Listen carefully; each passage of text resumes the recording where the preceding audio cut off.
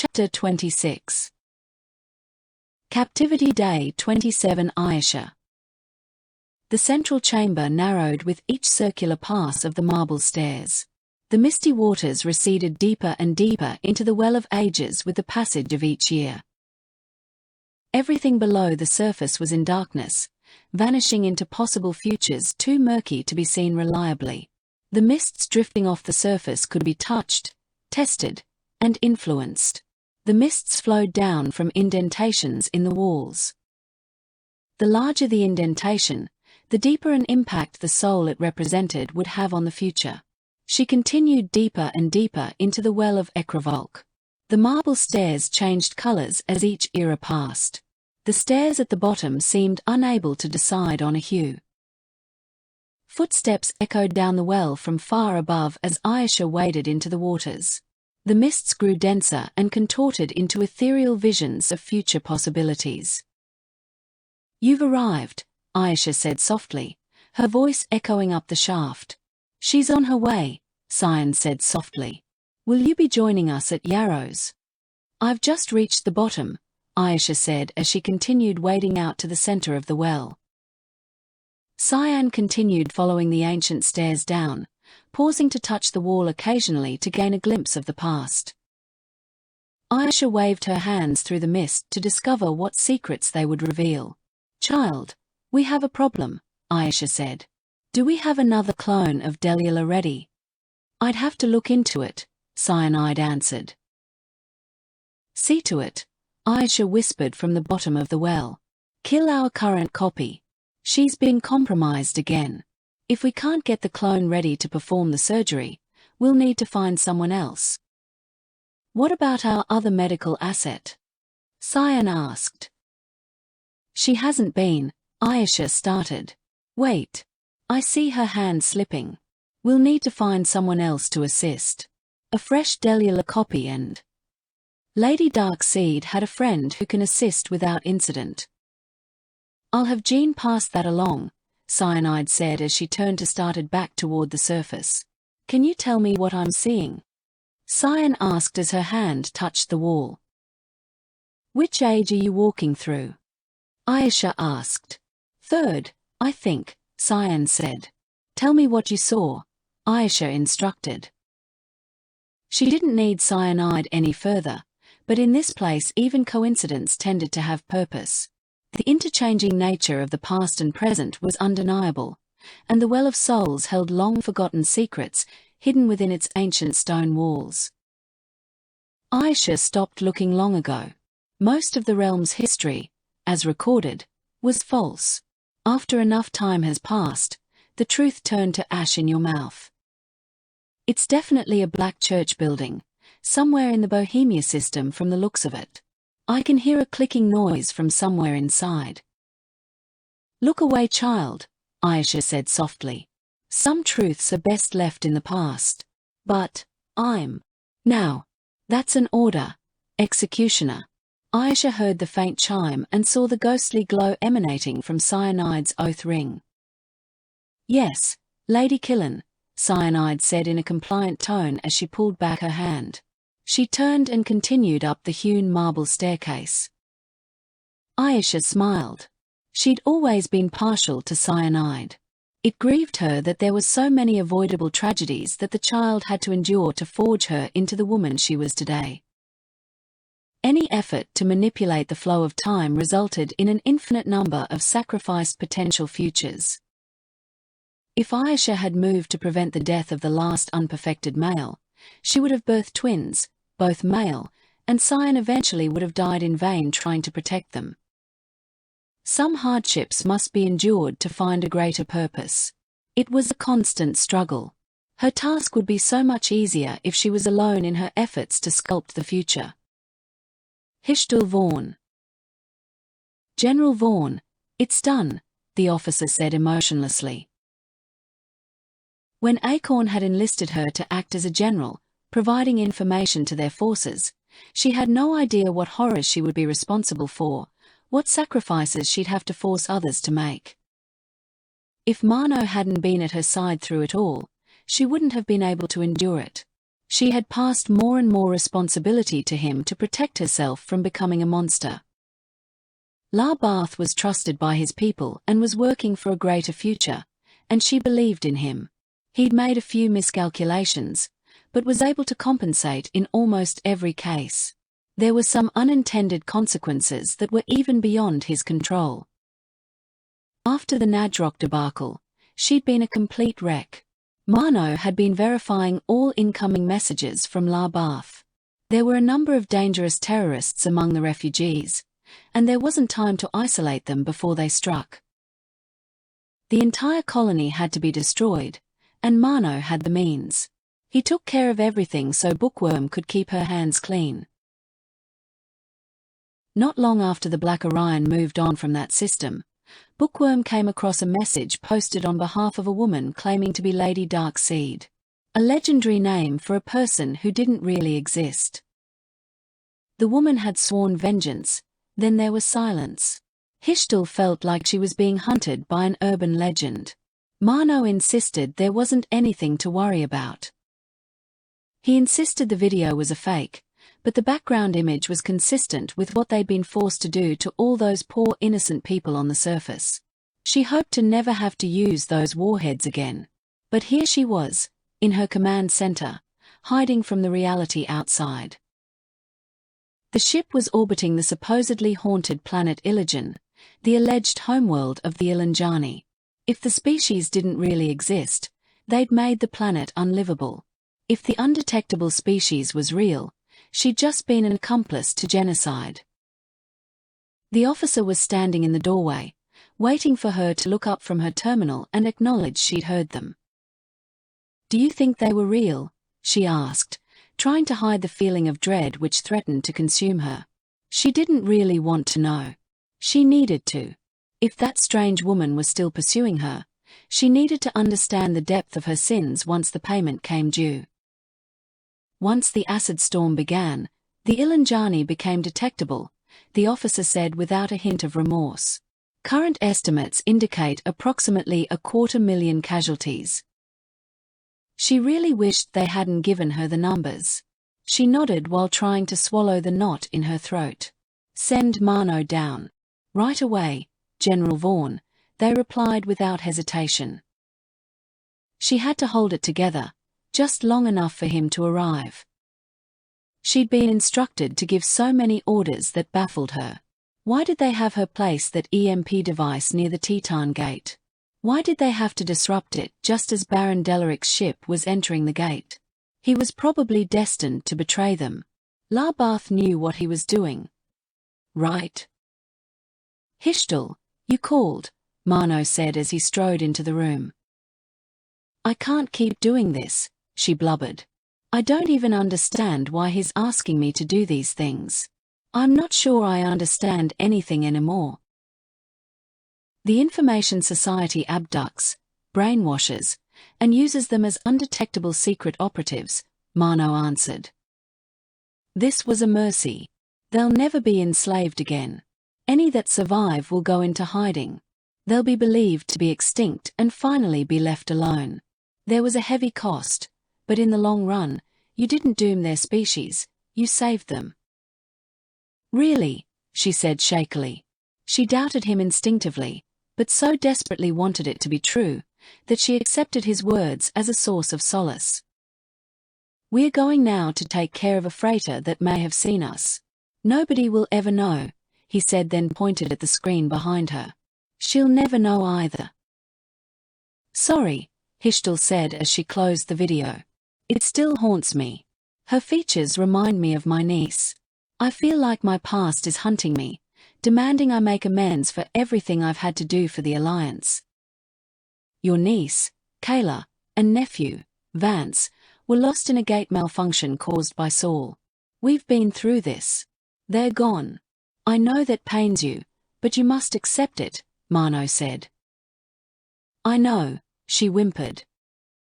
"After we've dealt with that ship," Mano said, "we'll start looking for another entrance to the old Eldorani slipstream network.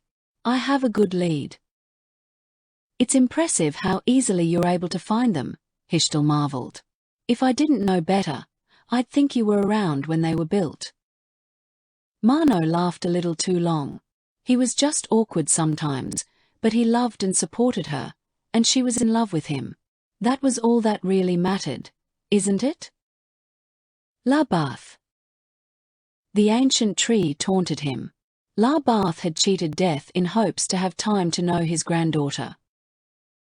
The power within his unseeing eyes had permitted him to see and adjust the trajectory of future events for centuries, but at the cost of his sanity. His granddaughter now shared his burden and its cost.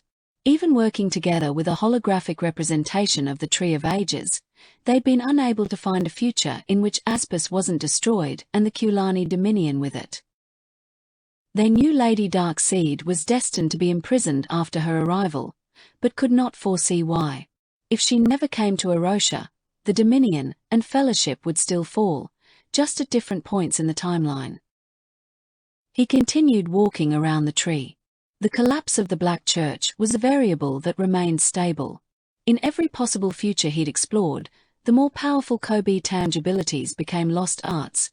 Ayuku-ha gained control of the Black Church, and the Psionic Research Institute was decimated by Lady Darkseid. 3 tones sounded from a speaker in the corner of the room. Answer, La Bath said. Hello, Maze. Did returning to the facility on Gaffin help?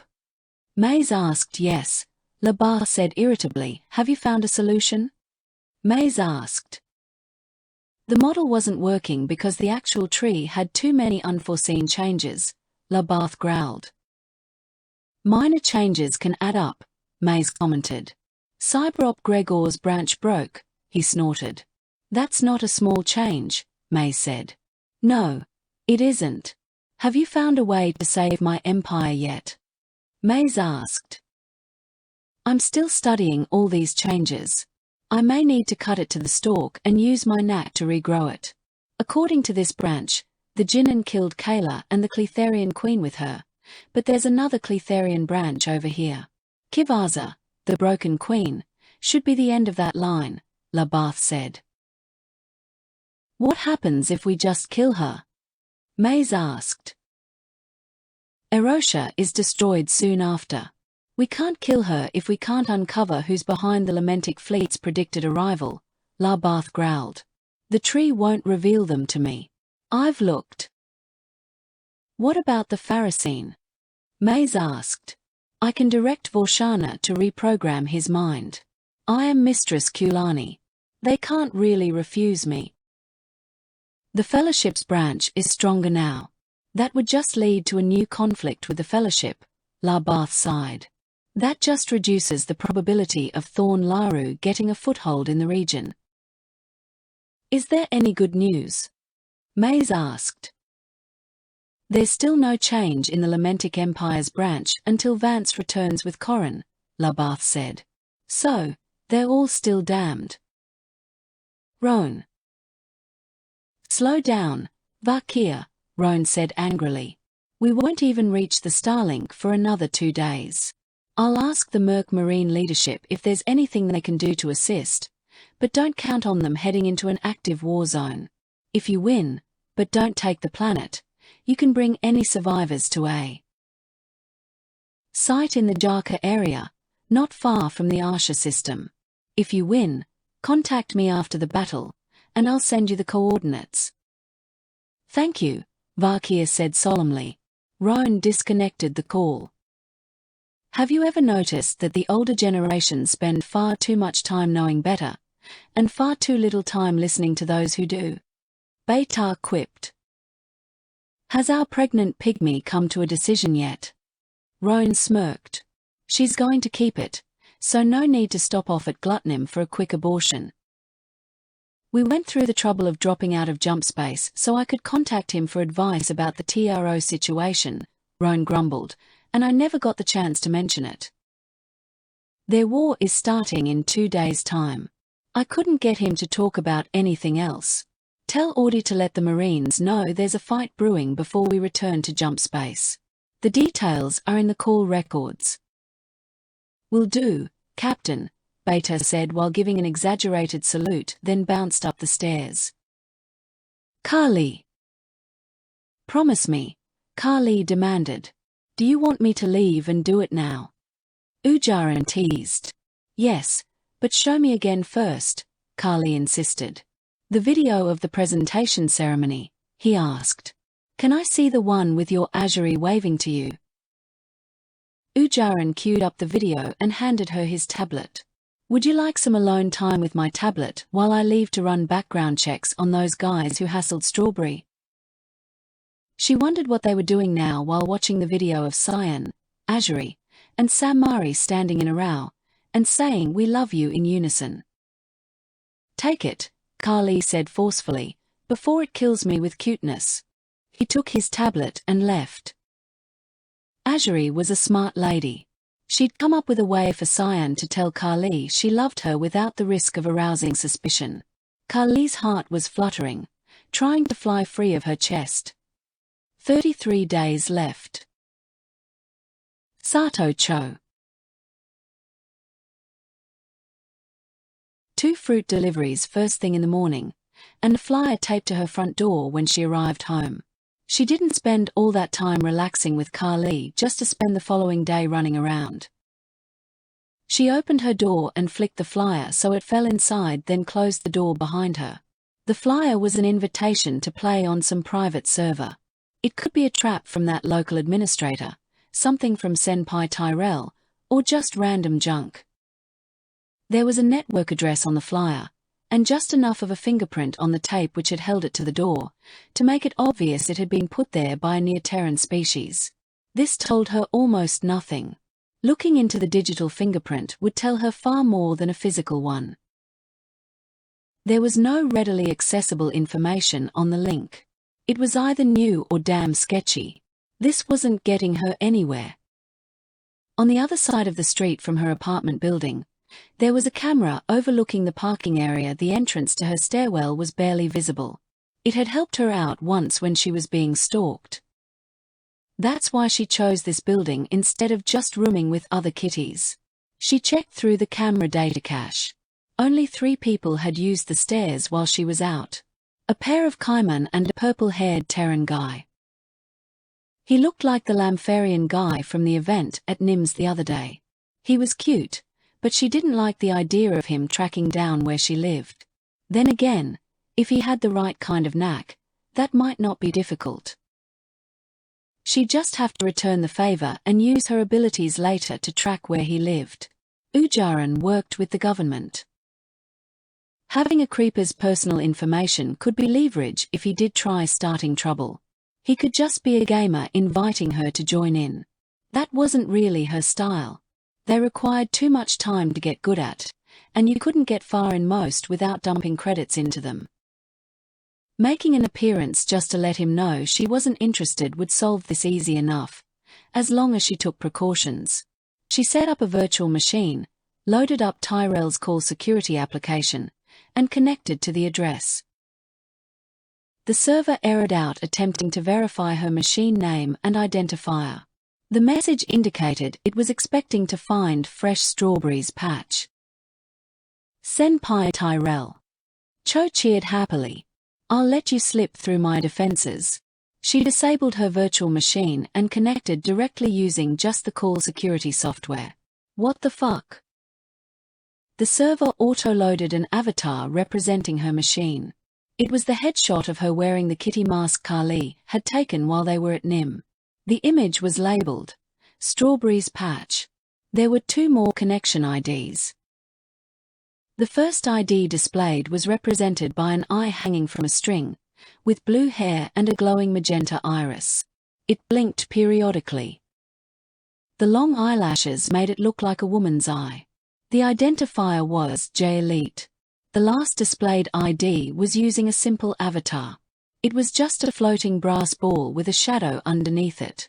The identifier underneath read Shadowfact. She was the only one currently connected. Hello senpai and friend, she said to herself while walking to the kitchen. She rummaged through her cupboards. There had to be something in there that would not require prep time. I could just order something, she sighed. I can afford it for a change. She put in a delivery order into a local Shamfarian food place, then decided to try and trace the server she was connecting through. It dead-ended at a deep space relay near Mithrin, which was one of the most remote systems in this part of Corellis. They were probably just spoofing the network address. It was an independent star system, but who'd want it? Her computer signaled another player had connected. G-Leet, I'm going to send you the client. We'll be running it as an overlay during the call. Strawberry's Patch, I don't know you. Why should I listen to you? G-Leet, so, you can learn the truth about Lady Darkseid. That was the wrong approach. Cho smirked. Now she really didn't trust them, not after all that garbage Dr. Shugok tried to fill her head with. She'd give it until her food arrived to see if Tyrell made an appearance. If he didn't, she intended to disconnect and block the address. Another player connected. Shadowfac, good evening, ladies. I'm almost ready on my side. Have you two selected a game yet? G-Leet, she hasn't downloaded the client yet. Strawberry's Patch, I don't know you. Shadowfac, just load the software so we can decide on a game. Strawberry's Patch, I'm not much of a gamer. G-Leet, I thought you said she has talent. I'll show you. I don't have to be good at playing, just cheating. I'm not going to let some bitch show me up in front of my senpai. She started the client download. G-Leet, I heard you went on a tour earlier. Shadowfac, if you want to call it that. G-Leet, sightseeing? Shadowfac, nothing I wanted to see. G-Leet, I'm having a hard time believing that. Are you trying to flirt with me again? Again. Cho glared at the display. Who was this woman? Were they competing for that assistant job? Shadowfac, they wouldn't let me get a look at the anti-gravity weapon core. G-Leet, with everything you have, you're going to complain about that? Shadowfac, I don't have any Keytel tech in my collection. G-Leet, boys and their toys. Strawberry's Patch, it's downloaded. Installing now. Shadowfac, once it's done installing, decide on the space or ground combat sim. It's easier to build bots for the space game. The pathfinding can be tricky. We already have ours, so it's your choice. You can adjust your software between each match. Strawberry's Patch, oh, this is a training exercise. G-Leet, something like that. Not exactly. We'll explain once we enter the game. Strawberry's Patch, these code samples are really intuitive. I want to try ground combat sim. G-Leet, it's your funeral. Strawberry's Patch, some of these subroutines are really familiar. I know what this is. I'm changing my ID. There was a knock at the door. She'd already repositioned her computer so it faced the corner of the room. She didn't want to get sucked into a conversation with the ramen delivery kid. Strawberry's Patch, hang on. Food's here. I'll be right back. She set her ID to pink ice while rushing to the door. Violet. He pulled out a handheld device with a keyboard and a narrow bar that displayed text one line at a time. When he arrived, the flyer he'd been instructed to deliver earlier was laying on the floor, the door was wide open, and a food delivery person was standing out front waiting for the occupant to return. He identified himself as Hank, took care of the delivery, and asked the kid a couple seemingly casual questions before sending them on their way. He left the package on the kitchen counter and sealed the residence to prevent theft. Not that there was much to take. There was no real sign of struggle. Whoever grabbed the girl knew what they were doing. He took out a monocular and zoomed in on any cameras he could spot in the area, then included the camera information with a sequence of one-line messages he sent with his report. This was the most he could do without risking burning his current identity. Prask.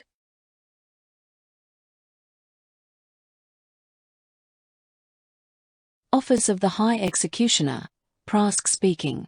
Lady Cyanide is not currently. Stop talking and listen, Jean said forcefully. The executioner and Samari met a woman at a ceremony recently. I need you to contact the Triad Confederacy and attain her direct contact information. We have a situation that requires immediate action. I'm sending you a mission packet now.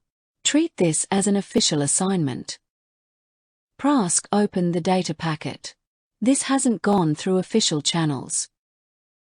This is time critical. I'll get the paperwork filed as soon as I'm able, Jean insisted. She sounded worried. Lady Cyan is not available, without authorization from either her or the High. For fuck's sake, Prask, Tyrell yelled over the comm line, just get the contact information on the woman. Tell her we need help from someone we can trust on Erosha and let her take care of the rest. Tyrell, why are you on the line? Look through the data packet, Jean said. There's a parking lot surveillance photo of her being dragged to a car. She's a joint asset. We need her back. I can't send you to details with this directly. You know the risks. We are all counting on you, Tyrell said. I'll do what I can, Prask said as he reviewed the data packet. She's a valuable local asset. This assignment is critical. I'm on it, Prask said formally, then disconnected. Azuri. The fire crackled, sending sparks spiraling upward. There was only one male within the order. He was an exception due to his exceptionally rare talent. Quetzal was a prophetic lawsman. Through observing patterns in the pyre, he could foretell future events and provide direction on where they should focus their information-gathering efforts. It was an imprecise talent, but useful. Azuri was one of the women who had been chosen to observe him today. The brownstone hut needed to be defended against outsiders seeking to interfere with his visions. Quetzal's eyes flitted around the room, each looking in a separate direction. Azuri, he said as both of his eyes turned to focus on her, step outside and answer that call. I wish not to be interrupted. She watched him in confusion. She'd been here for over an hour and hadn't gotten a single. Her tablet began chiming loudly. She swiftly moved to the exit and slipped outside. This better be important, Azuri hissed as she rushed to get out of earshot of the ritual site. Is this Azuri, from the Wings of Glory presentation ceremony? Yes, Azuri snarled. Out with it, what do you want? My name is Prask, the voice on the other end of the line said. I've been instructed to pass these files on to you. A pink-haired woman who is linked to your husband and the princess was abducted within the last hour. Please make Ujaran and any relevant contacts aware of the situation. We are trying to keep local officials out of the equation, if possible. We have concerns of what could happen if the princess involves herself in the resolution. I'll do what I can, Azuri reassured him. He disconnected. Ayeta. A white ring circled slowly in her visual field. She could see a name faintly displayed in the center. She tapped her thumb against the tip of her forefinger twice. The overlay displayed on her contact lens moved to the bottom right of her visual field. She sent a psionic signal to accept the call. The transmissions were being routed through a telepathic relay. Hey, how have? Ayeta thought. Please tell me Uja is with you, Azuri interrupted. No, I haven't seen him since he stopped by to help the troop pack. Is something wrong? Ayeta thought. There's been an incident. I really can't get into it. I need your help. Azuri's thoughts seemed harried. Ayeta looked out a side window and sent a psionic signal to take a picture and display it in the call view pane. I'll try another approach. Sorry, I didn't you were shipping out already, Azuri transmitted. Update me when your feet aren't stuck in the mud, Ayeta sent. I will, Azuri thought, then closed the connection. Ujaran. Adiaksi had seemed demanding earlier in the day, but after further consideration she was just excited. Even if she couldn't be with her beloved, she'd been able to see her and hear the sound of her voice. He just wasn't used to having to work so much during the pre-dawn hours without getting any credit against his service requirement. He had collected a copy of camera records from NIM, submitted a request for background checks on 4 people, a Leica, 2 Monguni, and a Darien. Then he headed over to the playhouse for a few hours of straining, panting, and sweating, or at least that's how he initially described it to Adiaksi. Before admitting he just helped Ayeta and her troop finish packing and load their shuttle for their departure. He was early for their midday jog. Her tails gripped his more firmly than usual today. He would have guessed the videos containing her Tejmare would have a calming effect, but she seemed much more aggressive. It was certainly going to be an interesting evening. It might be a good time to order some strawberries. Oh wait, while he was as masculinity, the bartender mentioned she was scheduled for an evening shift. So much for calling for a little backup if he couldn't deplete Adiaksi's energy reserves. Can I have my tail back? Ujaran panted. I'm going to step out front where I can check messages. Her tail slid to the floor as she continued her jog. I'm going to keep going. I'm not done yet. Her pace accelerated as he stepped away, leaving her to run alone. He lowered the force field, stepped out of the ring, and raised it again. Something in the containment blocked electronic signals. Whenever he stayed for any length of time, he made a point of checking for messages every few hours. It was inconvenient, but hadn't caused any problems. He was able to get a weak signal near the front door, so there had to be some way to allow a signal through. As he neared the door, his tablet beeped continuously. Ujaran smirked. He must have been added to another one of those annoying lists. Maybe Strawberry could do something about it, so he wouldn't have to spend the next few weeks expanding his blocked address list. Almost every message was from Azuri, except for the last one, which was from Ayeta, and was titled, Call Home.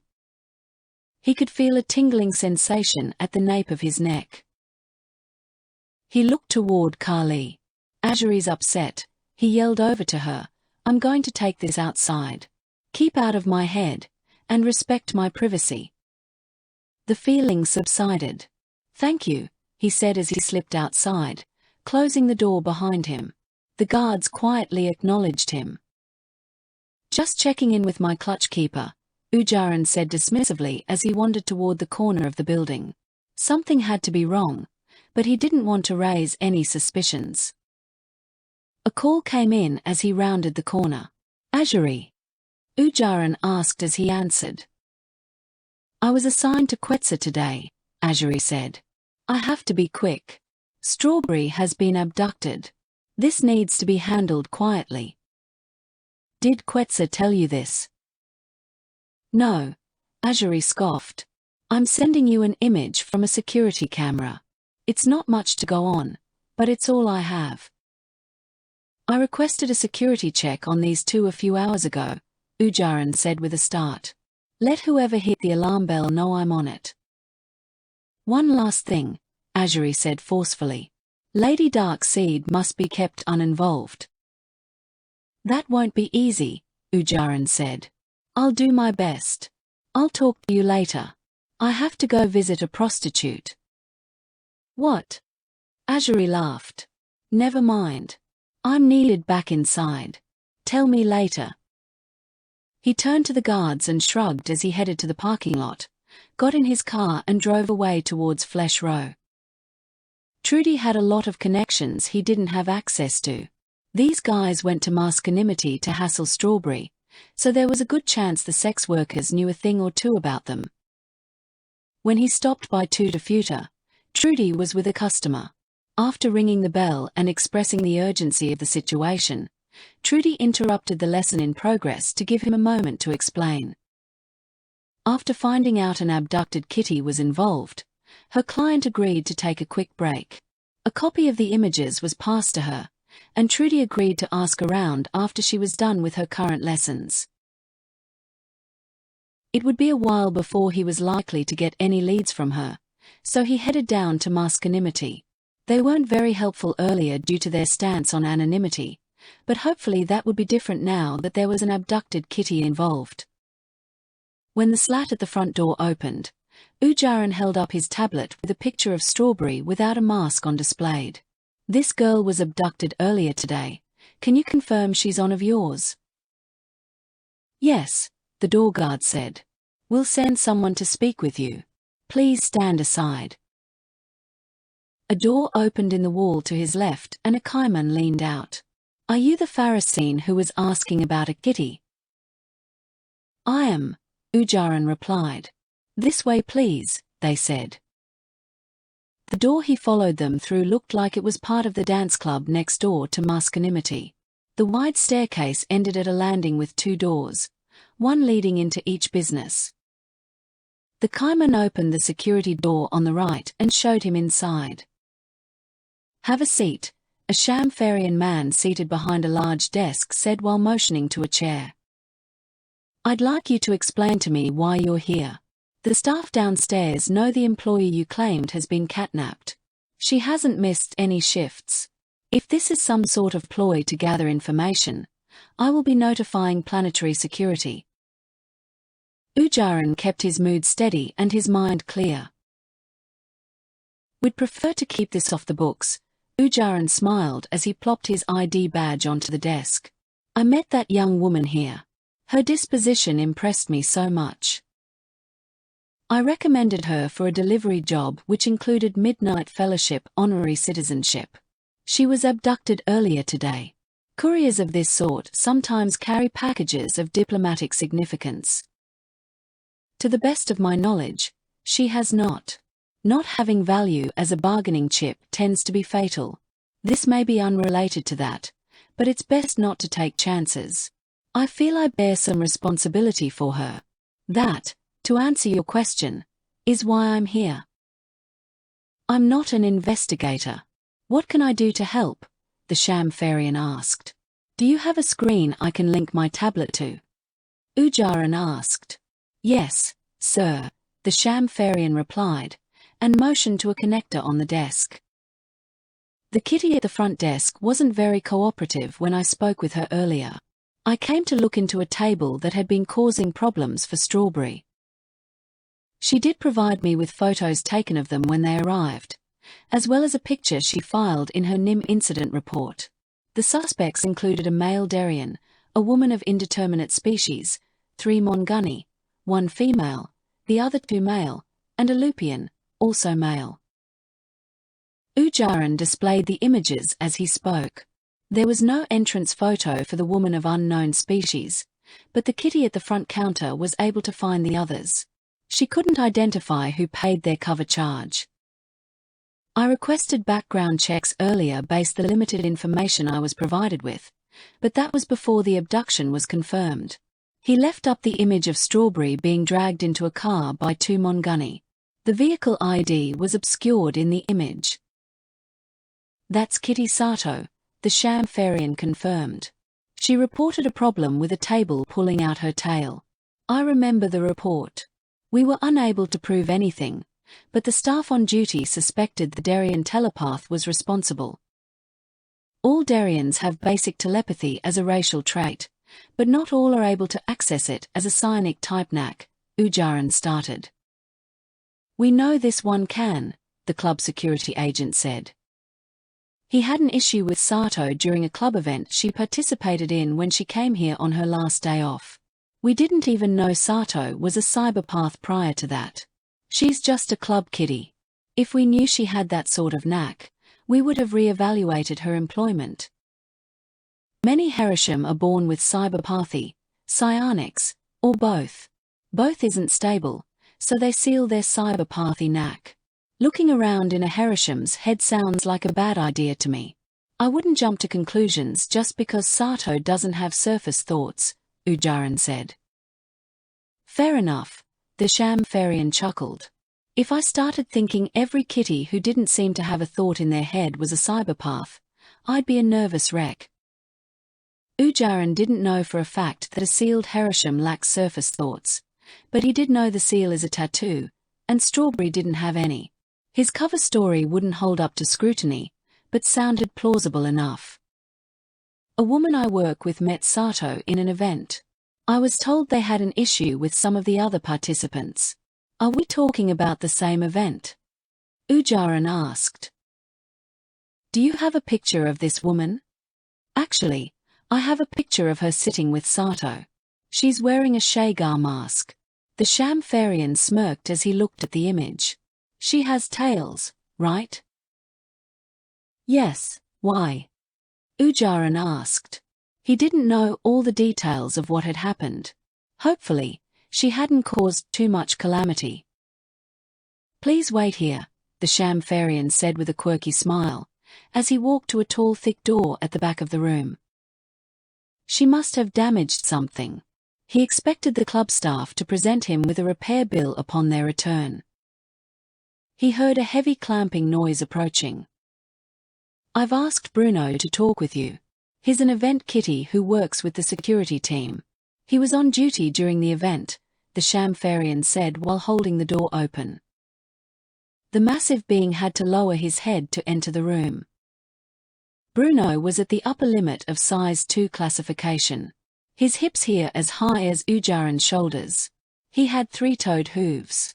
His legs bent backward from his feet, forward to the knee, then back again to his hip. He had a long, thick, cat-like tail, which swayed on the ground behind him.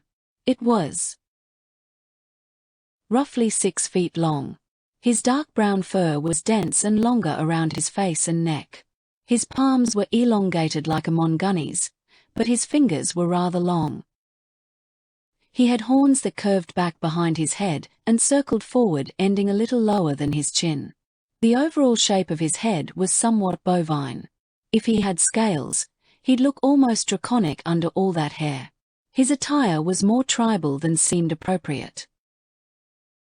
Security Officer Ujaran has some questions related to the quick shuffle event you were called into recently, the Shamfarian said in a formal tone.